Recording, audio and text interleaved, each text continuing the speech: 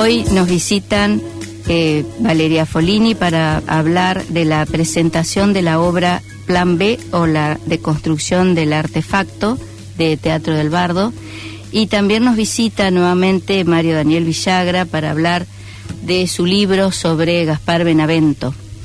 Así que escucharemos ahora a Paté de Foix, Llévame en un beso, y después comenzamos con ellos.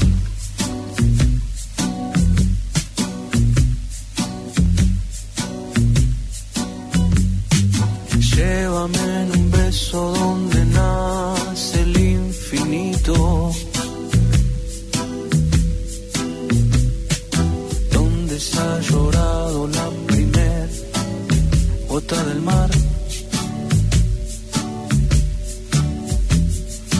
donde esperan todas las palabras que no he escrito, donde no hay principios ni final. Cura con un beso las angustias de mi aliento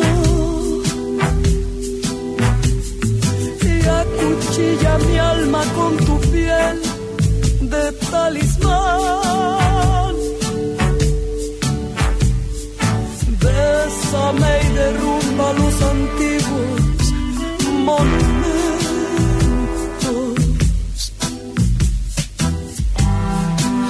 Bésame y desata el carnaval. Mírame a los ojos y echa luz a las ojeras de esta lejanía que nos tiene de rival. Dime en un abrazo que la vida fue una espera Y que ya no tengo que esperar.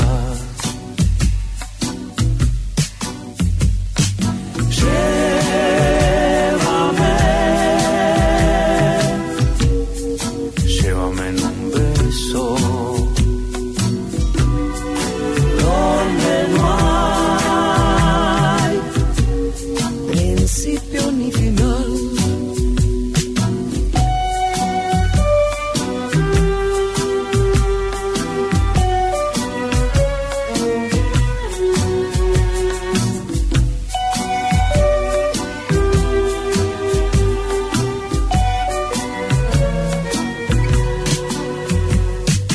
Bésame que el sol no es más que una falsa moneda, y muy lentamente se despierta la ciudad. Bésame que somos los dos últimos que quedan, escapando de la soledad. Llévame a volar sobre los pájaros dormidos que anidando copas sueñan con ingenuidad. Bésame y regálame las mieles del olvido. Bésame que quiero recordar.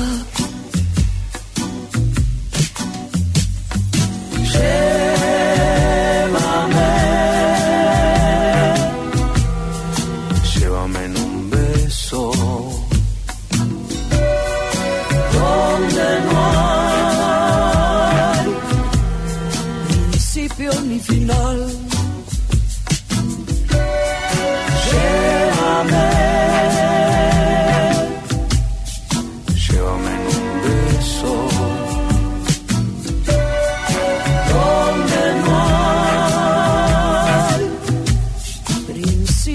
final.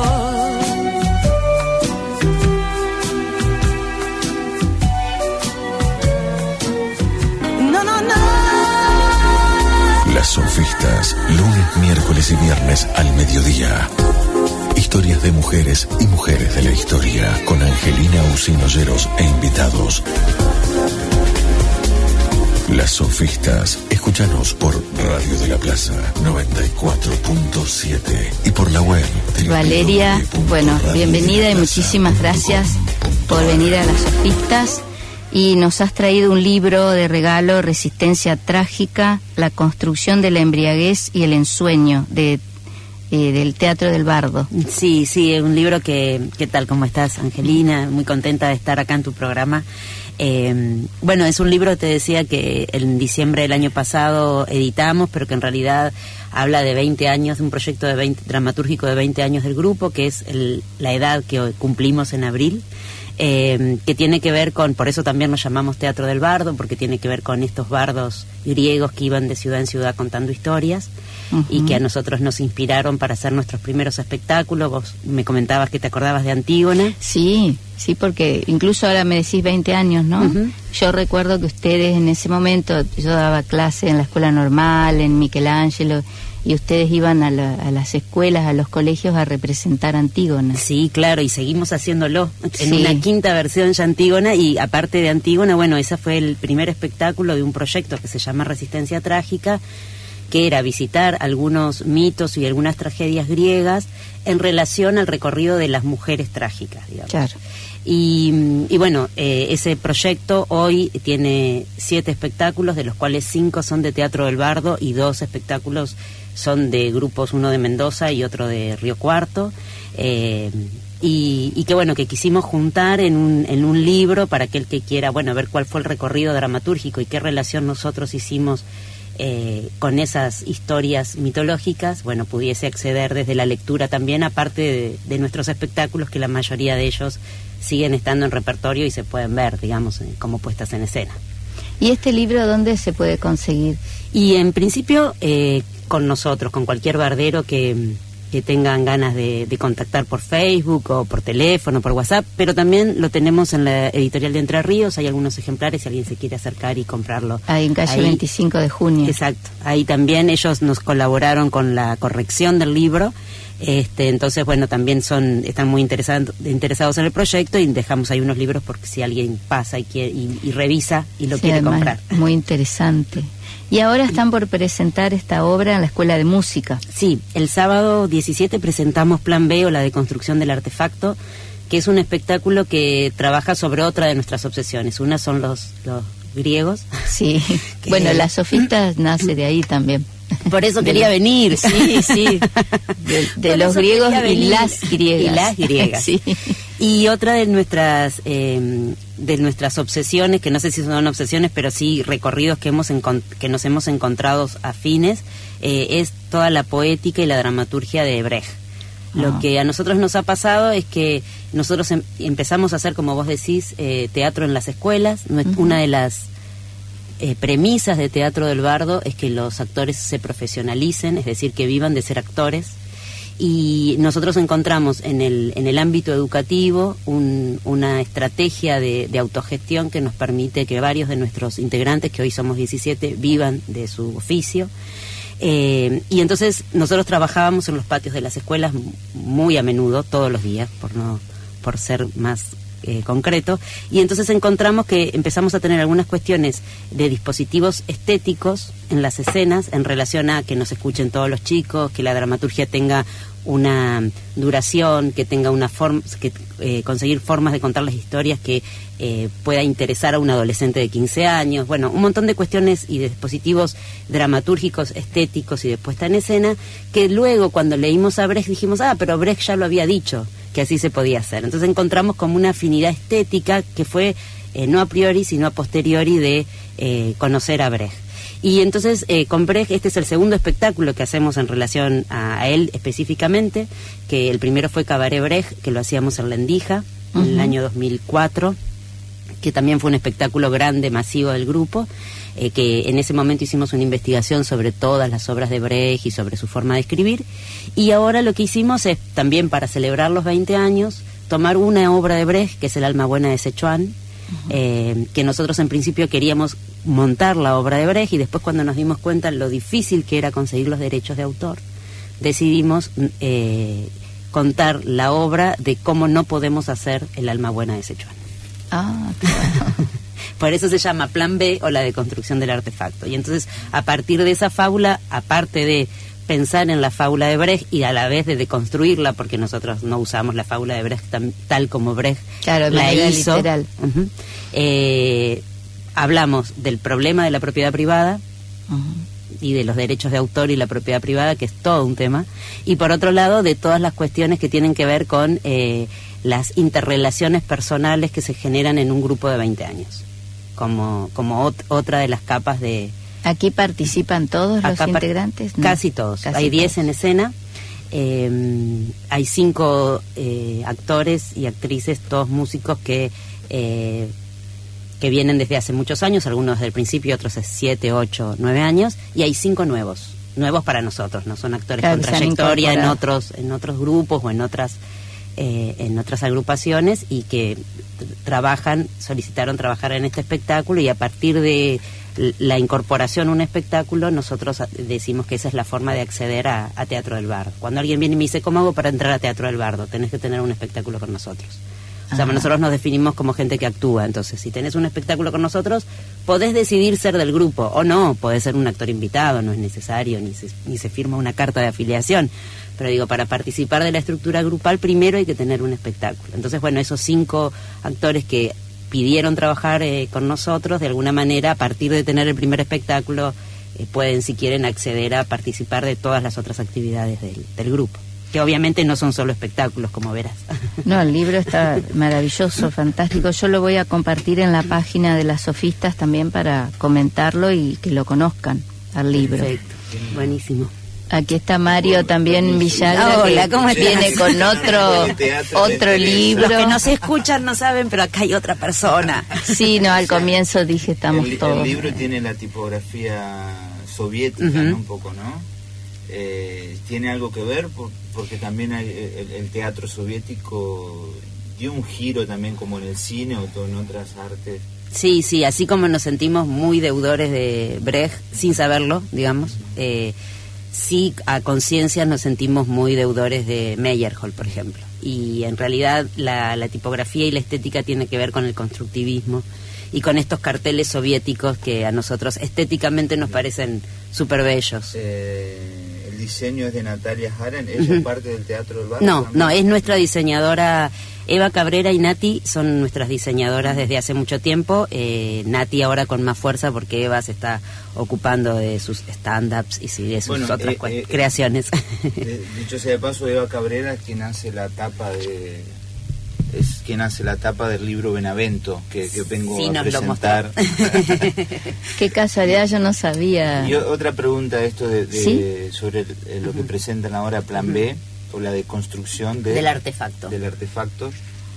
Como decía, que empezaron con una idea de hacer esta representación por cuestiones de derecho. Bueno, ¿se puede decir que es una especie de obra donde se trabaja el teatro dentro del teatro? Sí, claro, es absolutamente metateatral. Por un lado se ven escenas en relación a una fábula, a una historia que se cuenta, y por otro lado se ve cómo esas escenas fueron hechas, algunas, y cuál es el pensamiento al construir las escenas.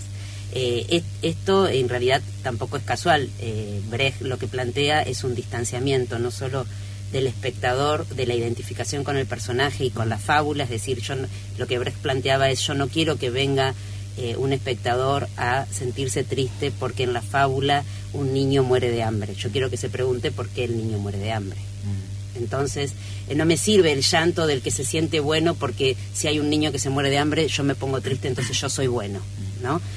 Sino que lo que quiere es apelar sí, con la conmoción, porque hay también un error pensar que, como Brecht planteaba un distanciamiento del espectador de la fábula, el teatro de Brecht era frío o didáctico, y no necesariamente. Él hablaba de que lo que tenía que hacer el teatro en principio era entretener. y su espectador modelo era un obrero, una persona que no podía estar una hora y media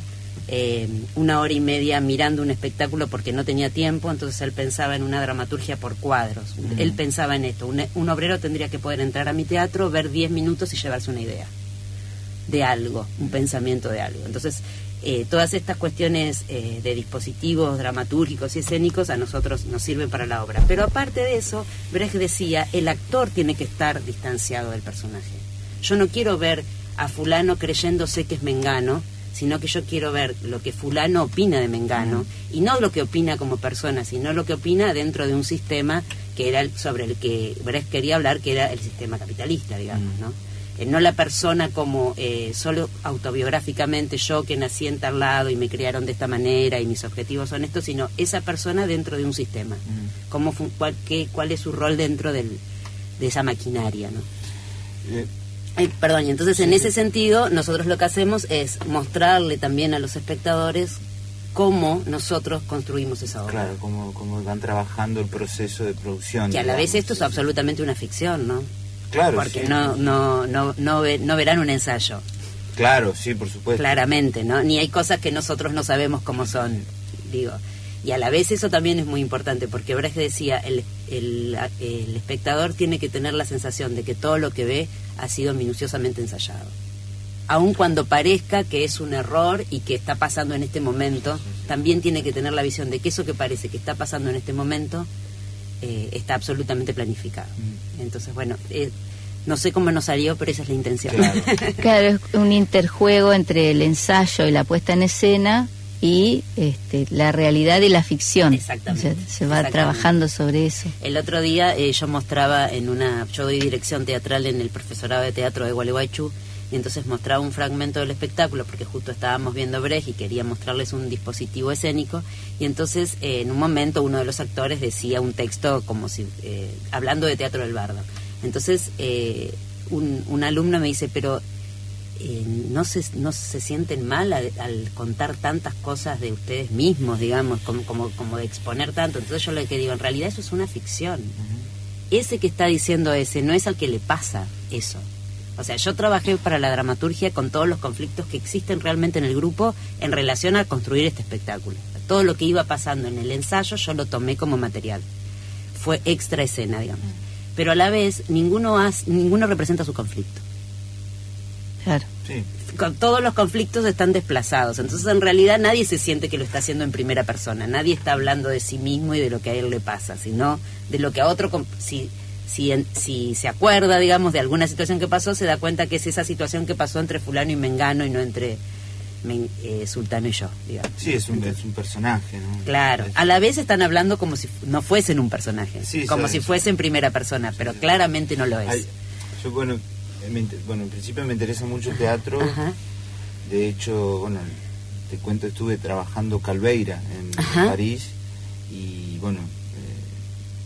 no trabajé en un seminario sí trabajé el teatro de Calveira, y me parecía esto interesante, ¿no? Esto que te preguntaba del teatro dentro del teatro, porque quizás era una búsqueda de Calveira, pero sin ser ese su fin, y ni tampoco el teatro didáctico o pedagógico. Pero hay una escena en Moctezuma, que es su primera obra de teatro. En la primera escena, el personaje de el colonizador, vamos a decir, Cortés, en un momento dentro de la escena dice, bueno, no, paremos toda la escena y cambiemos los roles. Le dice, Moctezuma, no podés dejar de ser un poco tan servil y no tenés otra cosa para... que también implica un desafío para el espectador. Esta persona, este alumno que te decía, pero ¿no? Claro. Lo obliga a tener un rol activo, y no solamente del espectador que recibe, sino que también tiene que ir construyendo su obra. Exacto. Poniéndose en veedor si eso es la realidad o está interpretando un personaje. Sí. Si mudan los personajes o no. Eso también, eso es más una pregunta, ¿no? Los personajes siguen su personaje de principio a fin, o van mudando. En algunos niveles de organización, por ejemplo, en el nivel de organización de Somos Actores de Teatro del Bardo, en ese nivel de organización no mudan, cada uno hace, entre comillas, de sí mismo, claro. Que no es cierto, que no hace de sí mismo. Hace un sí mismo ficcional que en realidad es otro sí mismo del grupo.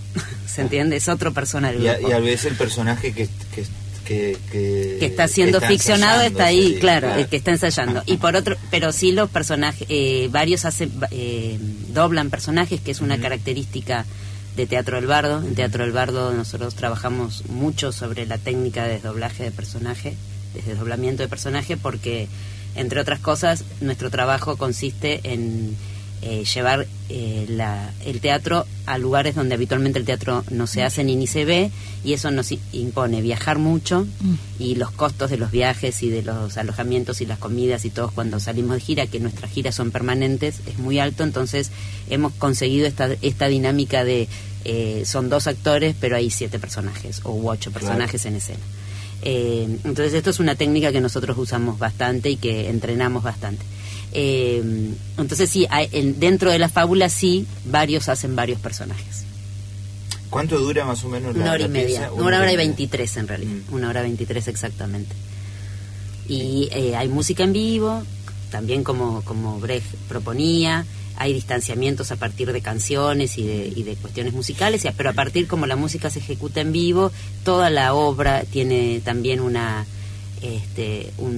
trasfondo musical, rítmico, porque también a nosotros nos es una obsesión el tema del ritmo. Para mí el teatro es el ritmo, claramente, que va como acompañando y poniendo cada cosa en su momento y en su tiempo, digamos. Sí.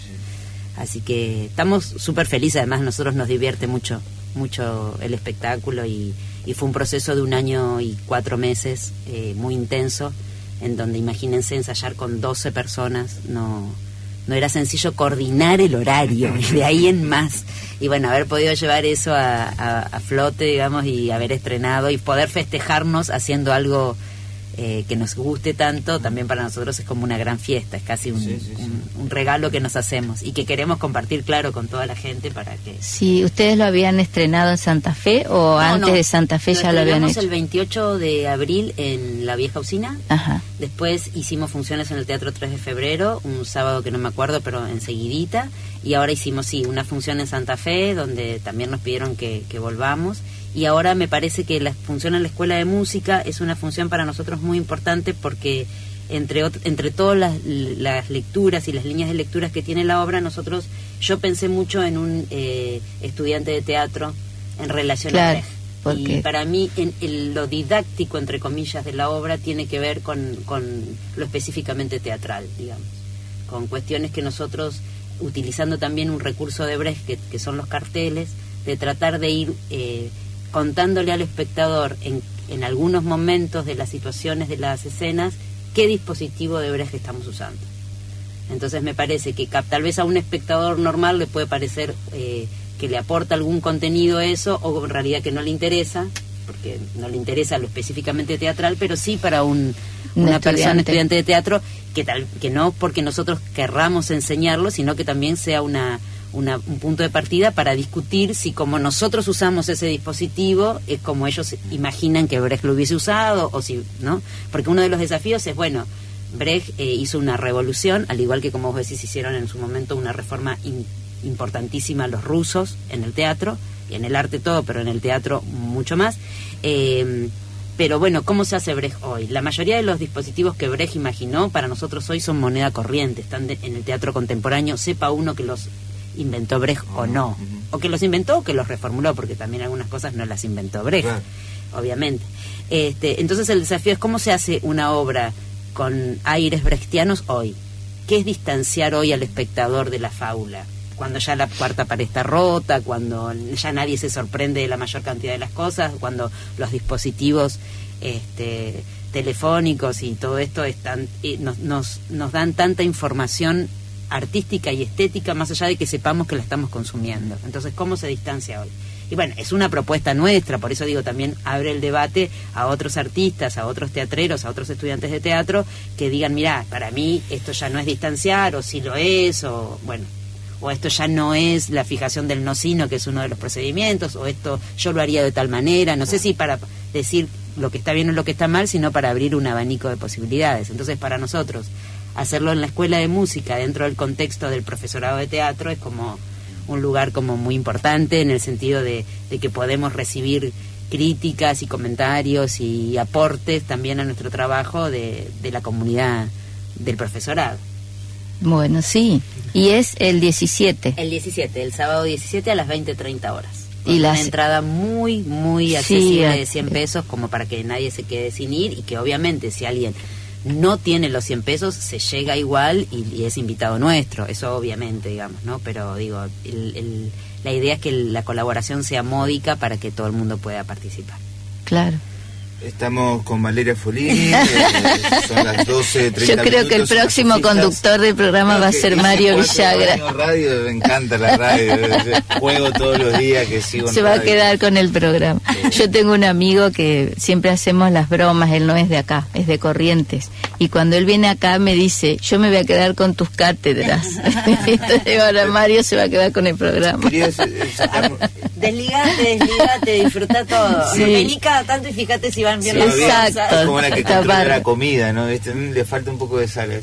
No, te quería hacer una pregunta, yo aprovechando. Es cierto. que No, va se a está quedar quedando con el programa, sí. No hay problema.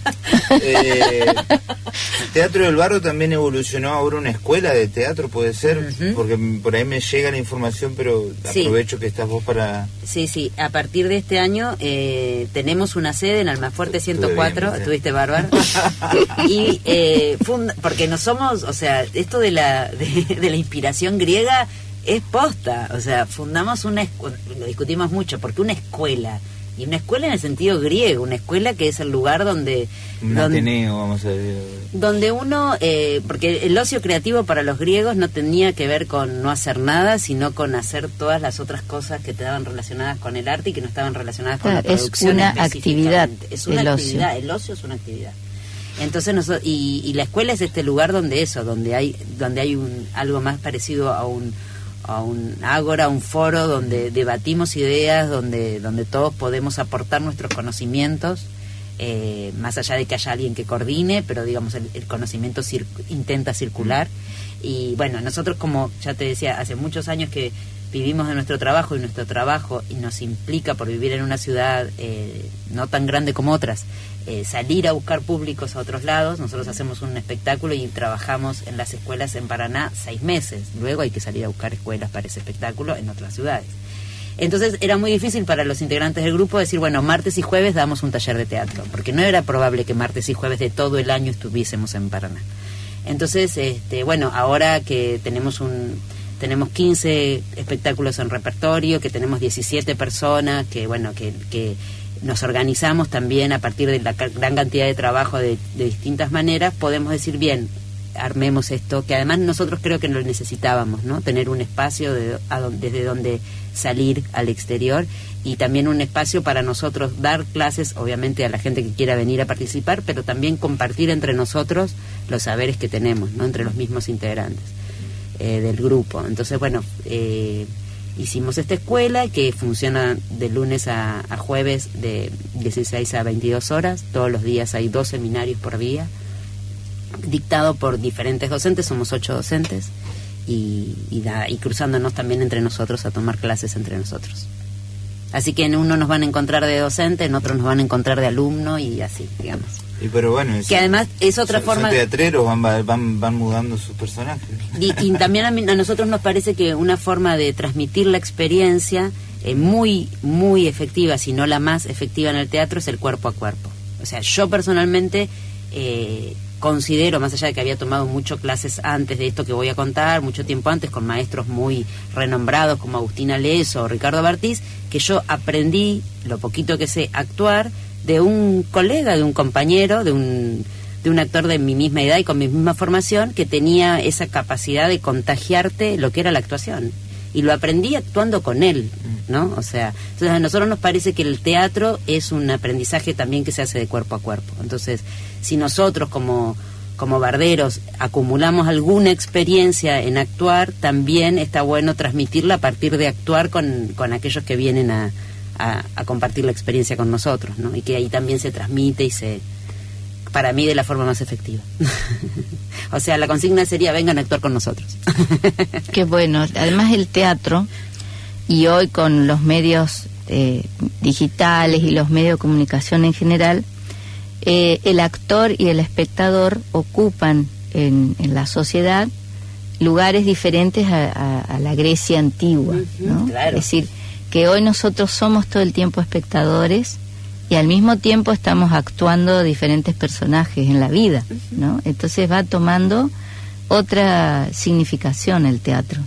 Yo en teoría política trabajé mucho un texto de Corinne Naudot, La paradoja de la representación, porque ella comienza con los griegos diciendo, bueno, en el teatro donde se jugaba la ficción y las asambleas, el ágora, se jugaba un espacio de debate real, pero esa paradoja de la representación estaba en los dos escenarios, claro, tanto en el político como en el del arte, en el artístico. Tal cual. Y es maravilloso ver eso, ese ejercicio, ¿no? Y que a la vez hay un recorrido entre la representación. Una de las hipótesis sobre la que trabajamos Antígona es, bueno, yo como actriz empiezo a hacer Antígona pensando en cuál es el origen del teatro, y en el medio que lo voy haciendo digo, este es el origen del teatro occidental, pero ¿qué hubiese pasado si nosotros no hubiésemos sido conquistados? ¿Cuál hubiese sido el origen del teatro americano si la conquista no hubiese existido? Un trabajo absolutamente inútil y de imaginación solo creativa, ¿no? Porque esto no sucedió. Claro. Pero entonces empiezo a buscar rituales aztecas y otros rituales, y encuentro algunos donde veo que, por ejemplo, el que cuento en la obra, que un esclavo era elegido para ser Quetzalcóatl durante 40 días, era Quetzalcóatl durante 40 días, se lo honraba, se lo veneraba, se les pedía favores como si fuese el mismo Dios, y luego se lo asesinaba, se le sacaba la piel, y esa piel era dada a otro esclavo que a partir de ese momento pasaba a ser Quetzalcóatl.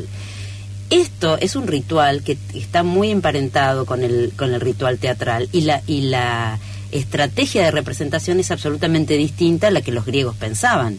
Por supuesto. O sea, los griegos tenían una situación de representación donde alguien hacía de otro, que tiene mucho que ver con la representación política. Sin embargo, los aztecas, el otro no hacía de. A la vez todo el mundo sabía que no era Quetzalcóatl y que era un esclavo, y lo habían elegido ellos, pero durante esos 40 días suspendían la razón, suspendían el saber, olvidaban para recibir las bendiciones. Entonces, otra idea de representación que para nosotros es absolutamente, al menos para mi cabeza, inasible. Claro, porque ahí es el mito, en los aztecas es tautegórico, es decir, ellos instalan eso como real y todo el resto cree que eso es real. En cambio, para los griegos es alegórico. Exacto. Es una metáfora. Es decir, ellos tenían claro que eso era una alegoría en el teatro. Pero para los pueblos originarios el mito es real. Claro. Es así, digamos, ¿no? Y es muy, muy interesante la riqueza y el interjuego que se da cuando uno se abre a eso, porque también durante mucho tiempo ocurre con la música clásica, digamos, los griegos tenían un lugar de privilegio con respecto a otras culturas, ¿no? Y las otras culturas se dejaban de lado porque no eran bárbaros. Claro, no eran suficientemente creíbles o respetables como la griega. Más allá de que, bueno, los griegos obviamente nos han marcado en Occidente desde los comienzos. Sí, yo también me había hecho esa pregunta que se hace Valeria de cómo veían los pueblos originarios la idea de la representación y lo que nosotros conocemos como teatro, ¿no? Imagino que no se llamaría así. No, por supuesto. Y bueno, en ese sentido también comprendo que había una relación distinta con la comunidad a la hora de hacer estas representaciones, es decir, las comunidades participaban en estas representaciones y eran poco más que actores también, ¿no? Decía, cumplían un rol en esa y también tenían un fin didáctico, digamos, o explicativo, porque lo ayudaban, o sea, estas representaciones estaban en relación a explicar algo de lo que la comunidad debía saber, sean, no sé, los ciclos de los astros a algún proceso del cultivo de la tierra. yo te escucho y digo, yo pienso muchas cosas parecidas a la que vos decís, pero a la vez cuando me pongo a pensar esto, digo, ¿cuánto de esto lo estoy pensando con mi cabeza occidental? Claro. Y ellos no te pensaban nada de esto. Claro. Ni lo usaban para esto. O sea, después los occidentales decimos, hacían esto porque... Claro, es una ¿qué sé yo? ¿Por qué lo hacían? ¿O por qué era así? ¿O por qué dejaba de ser así? O sea, sí, podemos tener algunas certezas después de tantos años de historia, pero que no dejan de ser hipótesis sobre cosmovisiones que no existen. Entonces, como que está difícil. Yo te lo hablo desde el punto de vista de artista, no soy ni historiadora, ni arqueóloga, ni antropóloga, ¿no? Pero también relativizo en ese sentido, en no a veces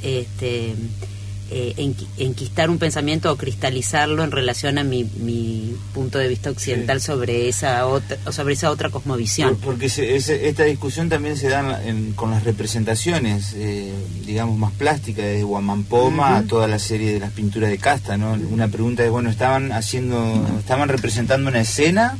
O sea, es una puesta en escena, digamos, con términos occidentales y actuales, o creían que realmente ese era real. Ese dibujo era el que provocaba la lluvia, provocaba el fenómeno. Era real, sí. Esa es la gran diferencia, ¿no? Porque además la mitología griega es la expresión literaria de esos mitos. Ajá, claro. Pero la consistencia de esos mitos es diferente.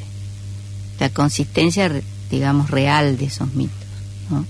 Es por eso que viene después la filosofía, la episteme a romper definitivamente con eso, definitivamente entre comillas, por suerte. Por suerte. Pero su intención era decir, bueno, dejemos de contar alegorías y hablemos de lo real, si tal cosa existiese. Claro. Y como diría Salustio, el mito es algo que nunca existió, pero siempre es. Exacto. Por eso, por suerte, no los podrán.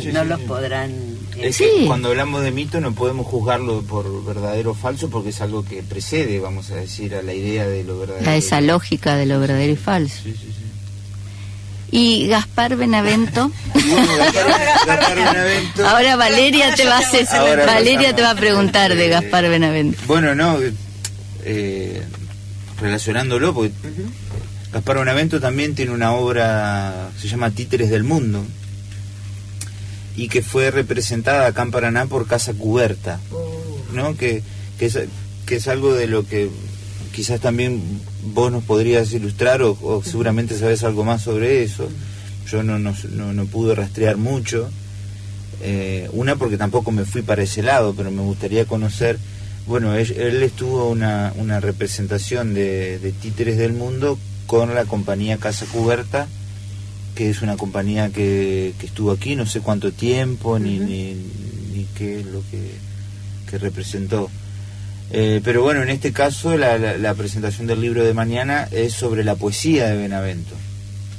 Es una selección de poemas, de 46 poemas dentro de sus 9 poemarios, y bueno, tiene un estudio preliminar donde hablamos sobre su trayectoria biográfica, pero también bibliográfica, es decir, cuándo publicó, qué libro y en qué momento de su vida se encontraba cuando se concreta esa publicación.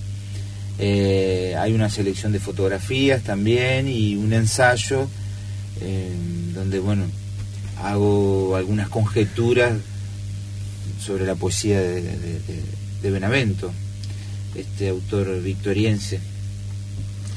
¿Y el libro lo presentás en la Biblioteca Popular mañana? El libro se presenta en la Biblioteca Popular a las 19:30 horas, con entrada libre y gratuita, y bueno, vamos a tener ejemplares ahí para... Ajá, eso te quería preguntar, para comprar.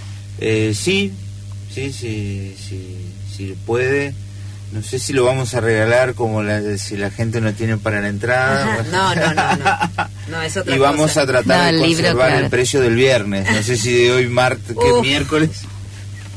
Hagamos un paréntesis. Sí, en este paréntesis estoy por publicar El acantilado de las sofistas, que son poemas, y bueno, y se dispararon los precios. Increíble. Y no sé si lo voy a poder publicar, sinceramente, porque la idea que teníamos es hacer una edición de lujo y una edición rústica, porque hay un dibujante que hizo todos los dibujos, la tapa y demás, que por supuesto cobró sus honorarios como corresponde, pero el libro se fue por las nubes. Sí, por las nubes. Increíble. Nosotros estamos ahora haciendo una escenografía y ayer justamente digo, bueno, ya arranquemos con eso, entonces no, lo que pasa es que no podemos arrancar porque no tiene precio. Claro. El precio que nos dio ya no existe, entonces ya los materiales no tienen precio.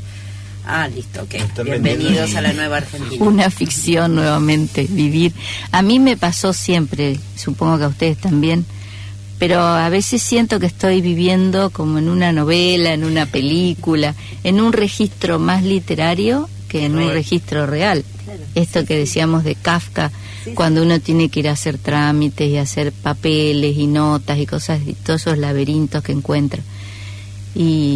Y a veces uno siente que está en un cuento o en una novela. Que al revés, que en realidad que aquello que nosotros hacemos en teatro, pero me imagino que es lo mismo lo que escriben los escritores, es más del campo de lo real que la realidad misma.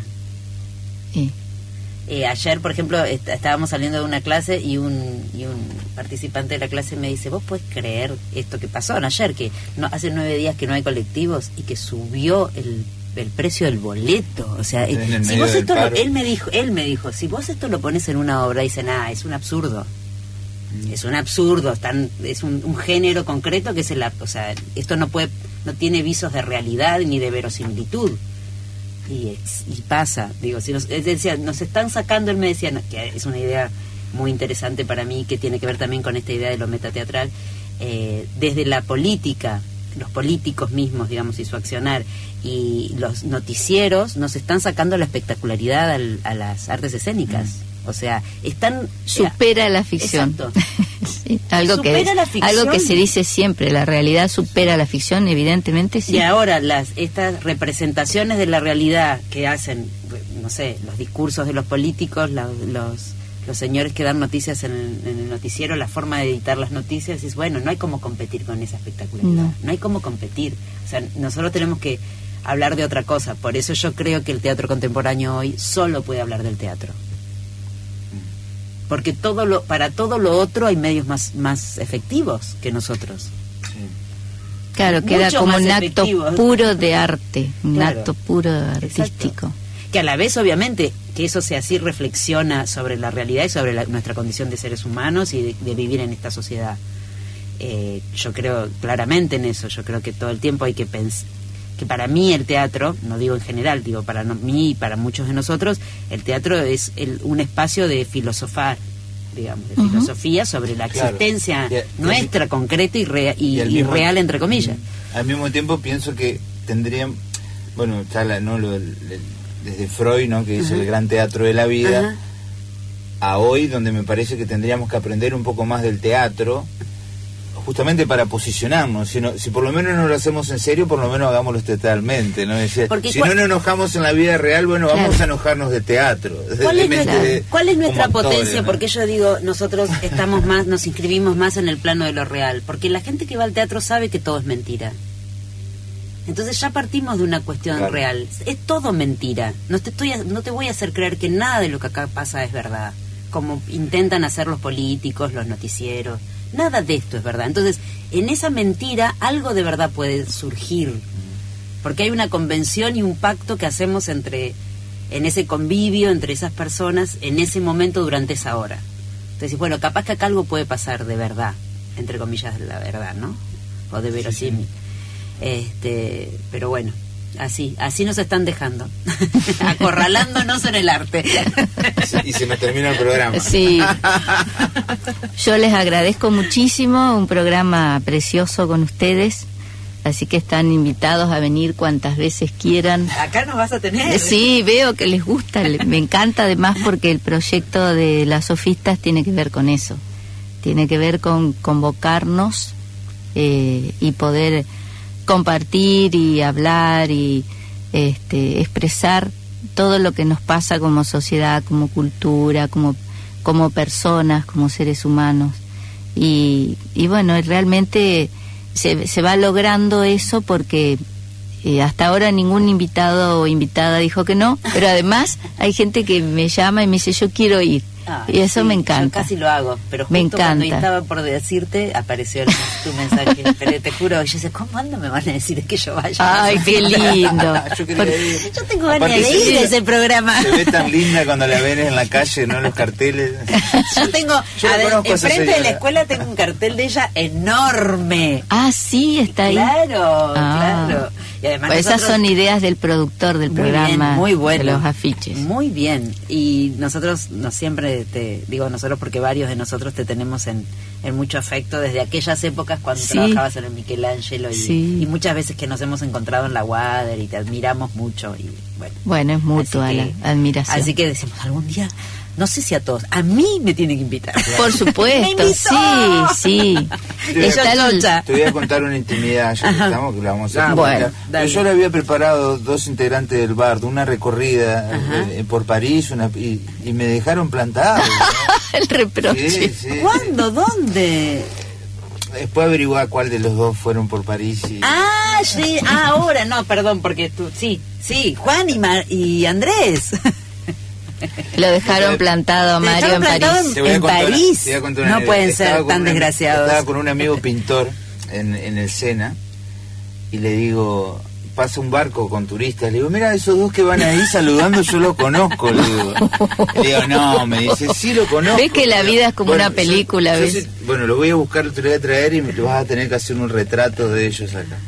Y bueno, no lo pude traer, así que se quedaron sin el retrato. Fueron a hacer Fedra en karaoke, que está también en ese libro. Así que sí. Qué lindo. Además el título, Fedra en karaoke, qué lindo. Y Fedra es uno de los títulos que a mí más me llamaban la atención de esta mujer que hace todo mal.